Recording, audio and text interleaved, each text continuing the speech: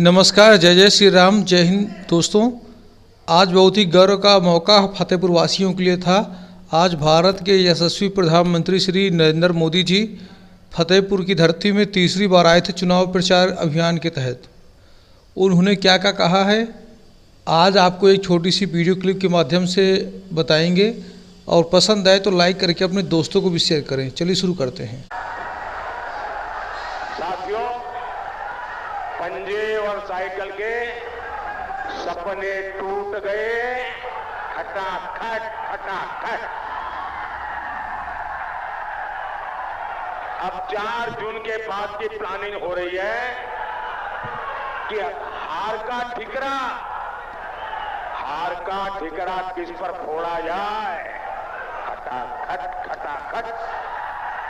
प्रधानमंत्री श्री नरेंद्र मोदी जी ने बड़े ही मजाकिया अंदाज में समाजवादी पार्टी और कांग्रेस पार्टी के लिए अपने शब्दों को प्रकट किया।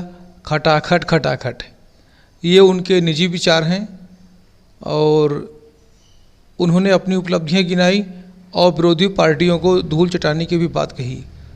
अपने बातों से उन्होंने विरोधी पार्टी के ऊपर प्रहार किया। आइए देखते हैं। मुझे तो कोई बता रहा था कि विदेश यात्रा का टिकट भी बुक हो गया है। खटाखट खटाखट। साथियों, यूपी में कांग्रेस का कोई वजूद नहीं है। पूरी कांग्रेस परिवार की इज्जत बचाने में लगी हुई है, लेकिन फिर भी हर चुनाव में 2 लड़कों की जोड़ी लॉन्च हो जाती है, क्योंकि कांग्रेस और सपा दोनों की कुंडली मिलती है, सारे गुण मिलते हैं। ये दोनों परिवारवाद को समर्पित है।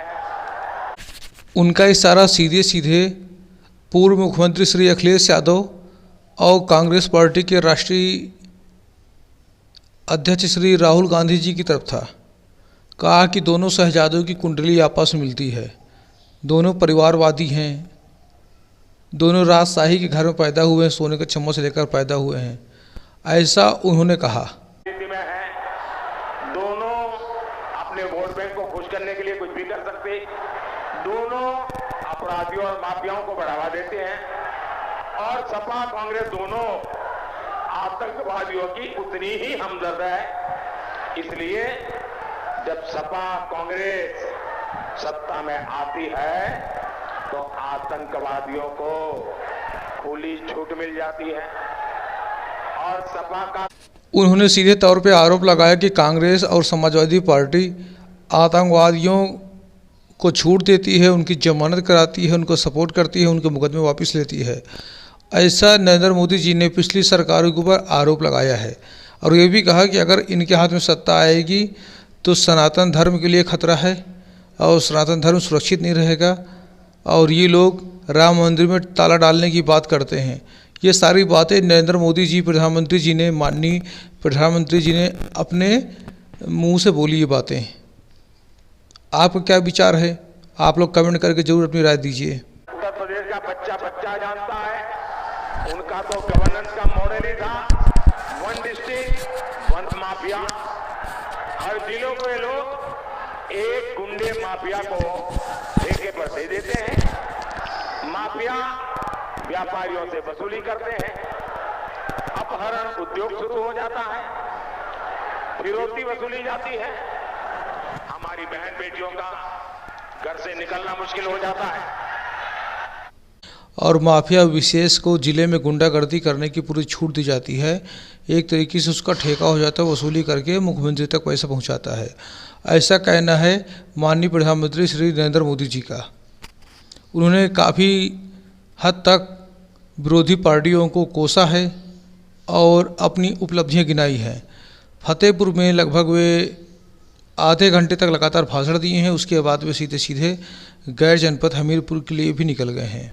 उन्होंने अपने भाषण से बांदा, फतेहपुर, कौशाम्बी, चित्रकूट आसपास के जनपद के जो भी निवासी हैं उनको प्रभावित करने का प्रयास किया है और काफ़ी हद तक लोग उनसे प्रभावित हुए। बहुत से लोग उनको केवल देखने आए थे, उनको सुनने आए थे। और ये भी बात सही, जब नरेंद्र मोदी जी बोलते हैं तो लोग उनके सुनने के लिए लालायित हो जाते हैं।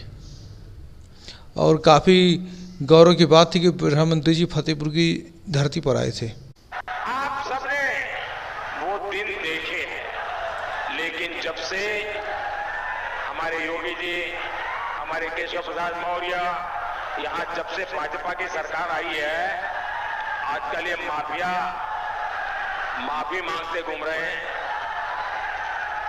लेकिन सपा का माफिया मोह अभी खत्म नहीं हुआ है। इनके मुखिया माफिया की कब्र पर फातिहा पढ़ते घूम रहे हैं।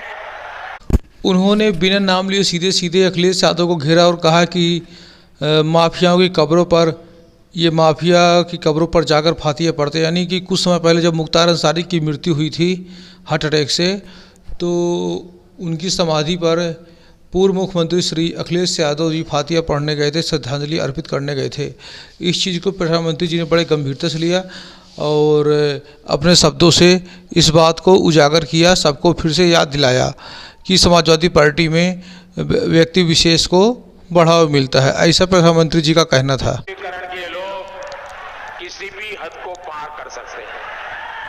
कांग्रेस और कश्मीर में अलगाववादियों की जमानत को खास पानी देती थी। पाकिस्तान हमारे देश पर हमला करता था, कांग्रेस सरकार उसे क्लीन चिट देती थी। और साथियों, ये लोग आतंकवाद का आरोप किस पर लगाते थे? इन्होंने भगवा आतंकवाद के नाम पर एक नया झूठ गढ़ा था। और यूपी में क्या हालात थे?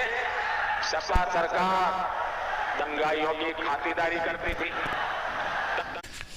प्रधानमंत्री जी ने बोला कि जब कांग्रेस की पार्टी थी तो ये सीधे सीधे कश्मीर में, जम्मू कश्मीर में अलगाववादियों के साथ साठगांठ करती थी, उनको पनपने देती थी, उन्हें खाद पानी देती थी। और इन लोगों ने ही हिंदू धर्म को बदनाम करने के लिए नए शब्द का प्रचलन किया, नए शब्द का आविष्कार किया, जिसको हिंदू आतंकवाद, भगवा आतंकवाद कहा गया।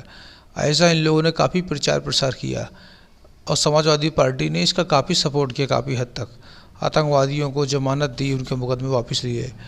इस तरह प्रधानमंत्री जी ने काफ़ी आरोप लगाए विपक्ष की पार्टी के ऊपर। के लिए हेलीकॉप्टर से जाते थे और सरकार आतंकवाद के आरोपियों से मुकदमे वापस लेती थी। आज ये लोग समाज को बांटने के लिए फिर से जहर डोल रहे हैं। भाइयों और बहनों, दिया है उत्तर प्रदेश को। आज यूपी सबसे ज्यादा एक्सप्रेस वे वाले राज्यों में टॉप पर है।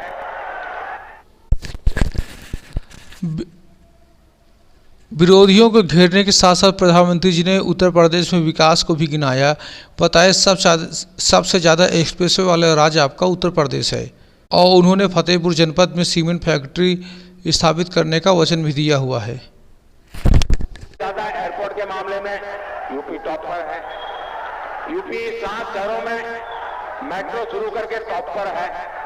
यही नहीं, गरीब कल्याण की योजनाओं चलाता हूं, यूपी उनमें भी बेहतर के लिए पीएम आवास योजना शुरू की थी।